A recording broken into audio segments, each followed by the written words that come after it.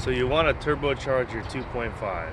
Well, in the professional manner that I always do, I compiled a list of things you should do to turbocharge your 2.5 Rabbit or Jetta or Passat if you want on a budget.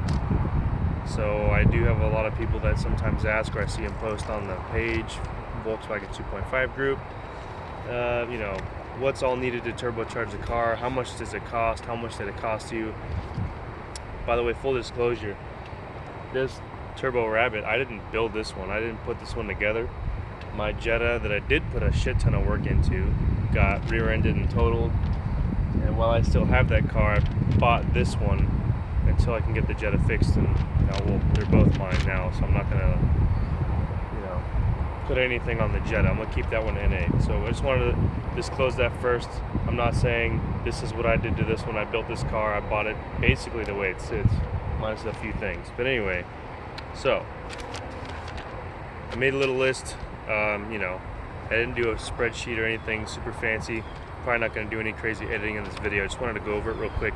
I was trying to do this video for well over a month now, just so I could easily, send it to people as a reference instead of like having a longer conversation, because I just haven't had a lot of time lately. So basically I'm kind of gonna go over turbocharging the car on like a low boost setting, like 8-10 psi, and honestly between that and a higher boost level of say 10 to 14, the only real difference is an upgraded fuel pump, maybe some parts to increase the durability of the driveline, and then obviously the tune would be a little different, but it'd be the same company. So there's really almost no difference in boosting it on like 8 to 10 psi versus up to 14, which is basically the max that the engine can handle anyway. So what I've gathered on an 8 to 10 psi boost level, you're going to be around 220 to 250 wheel horsepower. Depends on your elevation, depends on your fuel quality, what octane rating you can get in your area. I'm kind of lucky here in Central Florida because I have not only 93 octane everywhere I go, but I'm at sea level, and on top of that I have E85 if I had my car set up for it. I have 110 octane race gas right down the street from my house too if I wanted it. I also have a couple companies near me that offer different race gas from like BPM1 or whatever. So but if you have 91 octane, you should still be able to get 220, 250 wheel horsepower on 8 to 10 psi. If you upgrade your fuel pump from stock, say you go with an Audi RS4 from the B7, that fuel pump put into the OEM basket, you can go up to 10, 14 psi, which is basically what the stock internals will handle. You can get anywhere between 300, 350 wheel horsepower. Now, if you are boosting the car on a budget and you're keeping the stock intake manifold, it'll handle boost, but it does not flow real well at the top end. If you have a moderate sized turbo, a decent setup, you'll have strong low end torque. The boost hits and it'll make a whole bunch of torque. But as you go throughout the RPM range, you'll start to fall off because the flow is just not that great. But you can make 14 psi on the stock manifold. It's not going to crack or break like some people thought. I used to think that too. But you should still be able to get 300, 320 wheel horsepower easy. Now reaching 350 wheel horsepower, it might be a little hard on the stock manifold. If it's possible, it might require some custom dyno tuning with United Motorsports in person. But of course 90% of us can't do that because we don't live anywhere near them. But I will go over that real quickly. If you were to upgrade the intake manifold, you can get a used C2 Motorsports intake manifold. Hopefully there's not too much wind noise. The C2 Motorsports, they're discontinued. It'll cost you around $500 usually to buy one used from somebody. Integrated engineering is the other option. It's readily available whenever you want. It's around $700 or $800 for the intake manifold by itself, and it's a great design, honestly. Little internal velocity stacks at each runner within the plenum. So if you have that manifold, upgraded fuel pump, pretty much you're only limited by the engine. So the turbo manifold is the next thing I want to talk about. You got a couple options with that one. The SPA turbo manifold, it's a cast manifold. you know, uses a 2-bolt wastegate flange.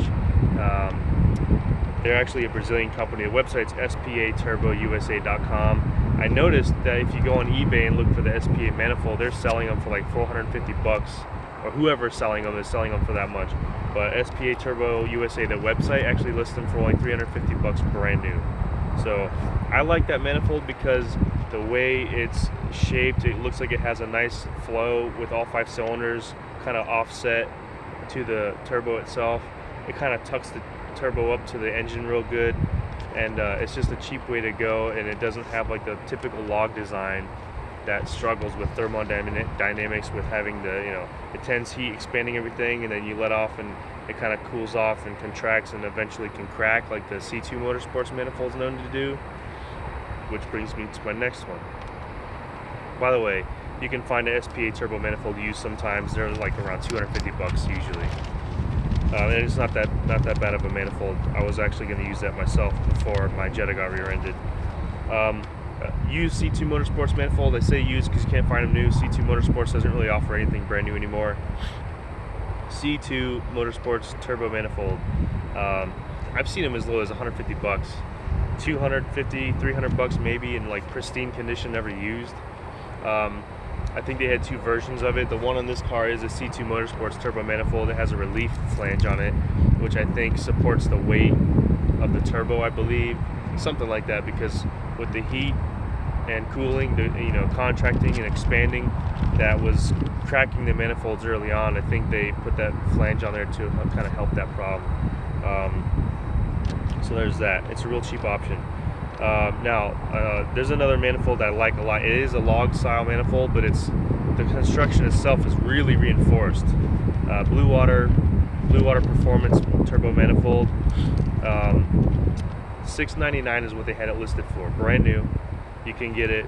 You can get options on it like a ceramic coating from them. It's like, I think, an extra $60 or $100. I forget, to be honest. Now, the SPA manifold and C2 Motorsports manifold is a T3 turbo manifold on those. The Blue Water is listed as a T4, but if you call them and order with them, you can get it in T3 if you wanted to use a T3 turbo, or if you happen to already have the turbo. Now, back to the intake manifold real quick. Like I said, it's restrictive on the top end. The stock manifold will handle boost, but it doesn't flow real well. If you just want, you know, a little kick, you want a turbo 2.5 around town, you want that torque, and that's all you really care for, you're not opening it up on the interstate trying to do 140, then stock one's fine for you. You're going to save a lot of money. It'll handle boost, it'll flow just fine. Like this car probably makes around 240 wheel horsepower, and it'll pull, especially on a cool day like today. Finally, it's like 70 degrees outside, even though it's not cold.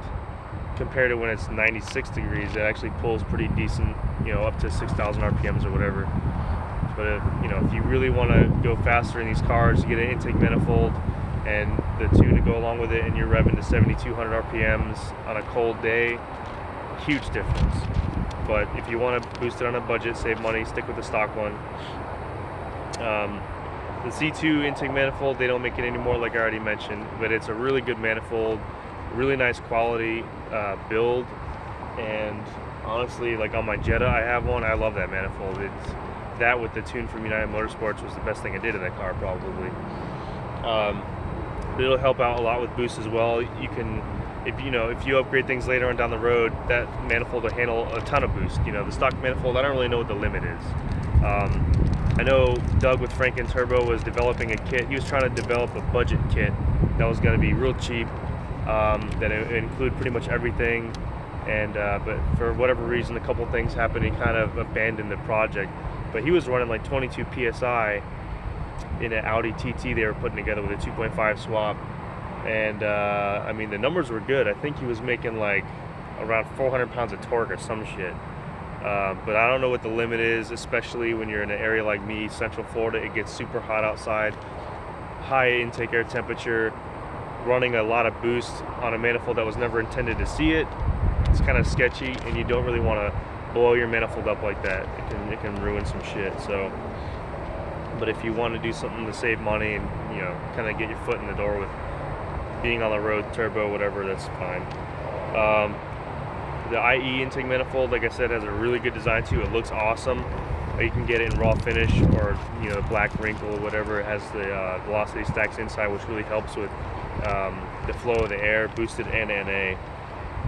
You can find them used as well. If you were to find an intake manifold used from Integrated Engineering, I think I've seen them around $500 to $700, depending on if they ever installed it or not. The fuel pump. So if you turbo the 2.5, you can use a stock fuel pump. This Rabbit's on a stock fuel pump. Actually, it's one thing I need to upgrade. I think this fuel pump is not only stock, but it's having some issues. It may be caused because of the turbo setup. Didn't have any check valves in the evap line, and I'm gonna go over that. I actually forgot to write that down. The evap line's over here that lead back to the fuel tank. You have to put a little check valve in there like this one, or else you're pressurizing the system, and that'll really mess some things up, potentially cracking your gas tank, which you don't want. So I think that's what's causing my fuel pump issue. But a stock pump can handle it as long as everything's set up right and it's running good. The stock pump will handle 8 to 10 psi. There's a guy in the 2.5 group running like 11.5 psi, and he's still on the stock pump, and he's not having any issues with his AFRs or anything. The injectors. Bosch 550cc injectors with EV14 harness adapters. You can find them on eBay any day of the week for like $200, $210, something like that. And those are like all you'll ever need, unless you're trying to go with high power, 600 horsepower, something like that. You'll upgrade. You can find 1000cc injectors by Bosch as well, but you'll definitely need to contact for custom dyno tuning on that. I don't know if you can just data log and have that work out, but you never know. Contact Fred at maybe he'll give you more information on that. But the cheap injectors with the harness adapters, plug and play, super easy, and they're reliable, and they make good power and all that stuff. So now if you want to upgrade that fuel pump, it is actually pretty cheap, so I'm mentioning it even though this is a budget video. B7 Audi RS4 fuel pump OEM, actual OEM one is $180 with the assembly. That's not bad. You can get a cheaper aftermarket one. I think they were both listed on, USP Motorsports. But anyway, the aftermarket brand was TYC, and it was $100 instead of $180. Choose that at your own discretion. OEM one's only $180. I think that's way cheaper than I expected. That fuel pump will let you run a ton of boost. I'm pretty sure it'll support easily 500 horsepower. So, but if you want to turbo it, entry level, cheap, budget, 180 still isn't bad, and you're not going to run into fuel problems. RS4 fuel pump, Bosch injectors, tune. I mean, that's all the support you need, really. Now, if you get the RS4 pump, you have to take the pump out of the assembly and put the pump itself into the Rabbit assembly. If you don't know how to do that, I think there's some actual modification involved with it and some simple wiring. I've never done it before, so I can't talk it through it, but I know that Nothing Leaves Stock up north. NLS, they offer that service. I think they charge around $100 to put the pump in there for you, swap it out, send it back to you, and then you can just put the pump in there with a new gasket, obviously, and you're good to go. Now, page 2, the tune. Now, if you've seen me on the 2.5 group, you know that all I ever talk about is United Motorsports with software. Now, I'm gonna break it down real simple. Period. And I don't care what experience you've had with some tuner in Canada or whoever else. I respect them all, but I'm only going to go with one of two companies. If you're NA, which is not, has nothing to do with this video, but still, if you're NA, United Motorsports or Integrated Engineering, the only two companies I'd go with a tune for the 2.5, period. Because they are both the most experienced with it and the most passionate about it. Jeffrey Atwood with United Motorsports, he was back in the C2 days. He actually is the one that tuned this Turbo 2.5 back before he left C2. And once he left there and went to he just kept building on the tune, kept doing provisions and making the tune better and better and better. Now it's the best tune you can get on the 2.5, unless you do like a full standalone ECU, and I'd still take it to Jeff. Anyway, so whatever. Integrated Engineering is actually very passionate about the 2.5 also. Peter Blaze shows a lot of support, even till this very day, about it. He'll still be talking to the NA 2.5 guys about it, even though we're like on the low end of the spectrum of spending big money on these cars. but it says a lot about the company. So, but when you're going forced induction, United Motorsports is like the only way to go. Jeffrey Atwood's just been at it way too long. Now, I was actually going to start working for this guy. He's starting a new venture, so that's happening soon. He was co-owner of this big, highly respected speed shop in Tampa. He was a IE dealer, and I think he's going to continue to be an IE dealer. But he actually has a couple of the guys from Integrated Engineering on his phone, personal cell phone numbers. We're hanging out at his house one night drinking a beer. He calls them up and says, hey, what can we do to get my guy Matt set up on a reflash, a retune on his Turbo Rabbit he just bought. It has old C2 software.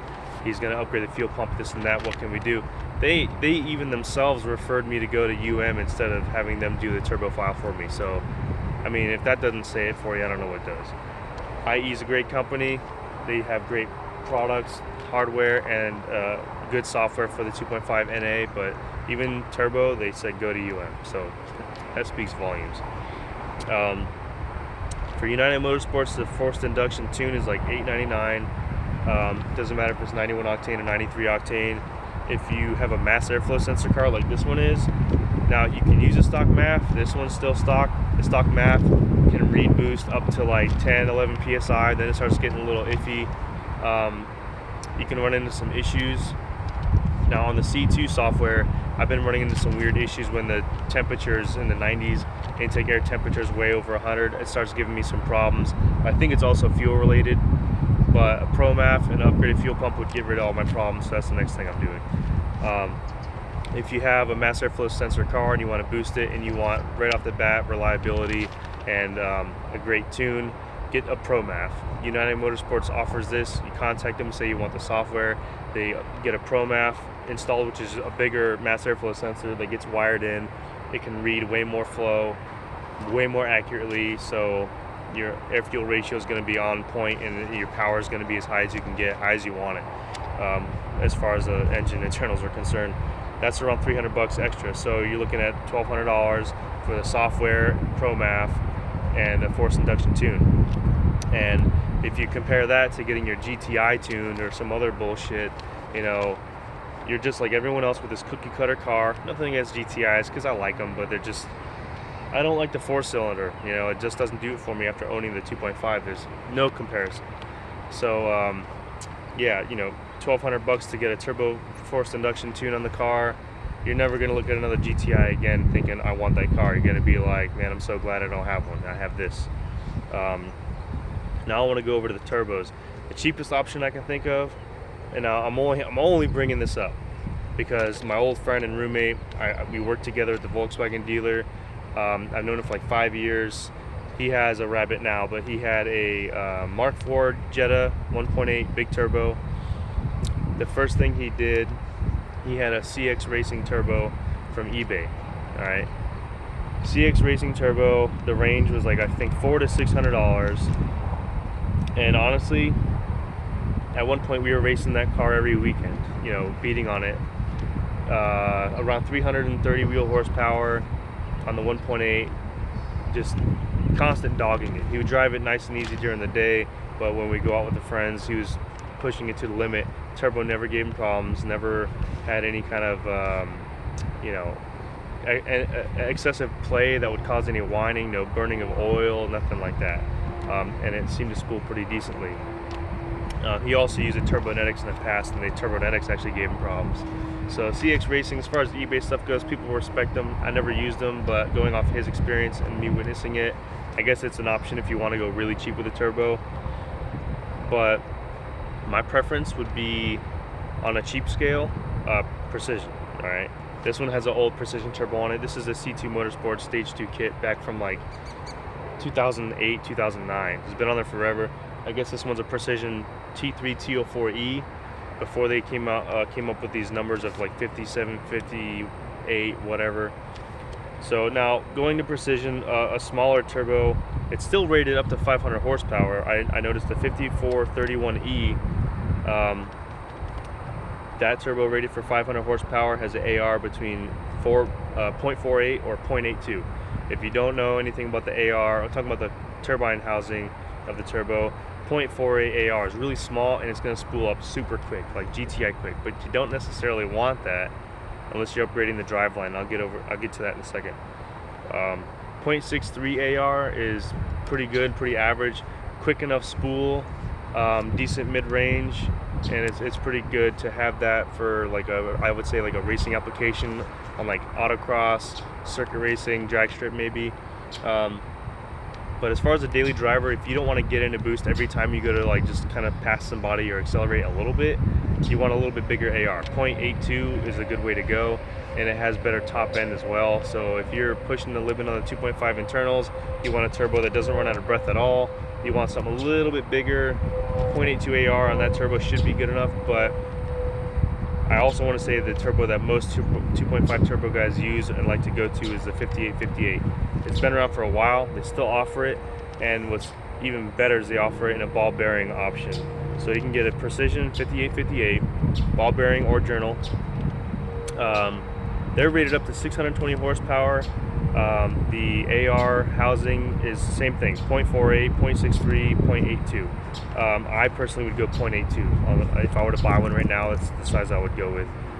Now, I wanted to mention the price of these two turbos. The Precision 5431E, being smaller, it's $875. That's an entry-level Precision turbo. That's a pretty good price. And the 5858 is $1,085 starting. Okay. Now, I don't know if that 1,085 means that that's the ball bearing version. It might go up a little bit more, but you'll have to literally just order from them, call them up, and see how much it goes up from there. But they do offer a 3-inch outer diameter V-band discharge, which is ideal. Precision 5858 ball bearing with a 3-inch V-band discharge for the 3-inch downpipe, that's perfect. Now, Wastegates. All the manifolds I mentioned earlier, with an exception of Blue Water, I'm pretty sure Blue Water has a V-band wastegate flange, but the C2 and SPA have a 2-bolt flange for a 38mm wastegate. So the wastegates, typically people go with either Precision or Tile. They're both good. They both cost around $280 to $300. So it's your preference. I like Tile. I like Precision too, but Tile is just such a huge name. There's so many cars out there making like 1,000, 2,000, 3,000 horsepower with Tile products on it. So, you can't just ignore that. If you want the best, go with that. But if you're trying to do things on a budget, go with the cheaper Precision one. They're a little cheaper, but not by much. Now, diverter valves, blow-off valves. If you have a mass airflow sensor car you're turbocharging, a diverter valve is going to be the way you're going. You don't want to go fully atmospheric blow-off valve because the mass airflow sensors aren't meant to read that kind of discharge. A diverter valve, I had a Forge 007 on this when I first got the car, and it was fine. It worked perfectly fine. Not at first. It was installed backwards by the previous owner's mechanic, and the piston was leaking a little bit, so I reinstalled it correctly and did a service kit on it. Service kit was like $18. The diverter valve from Forge 007 is like $120 brand new, I believe.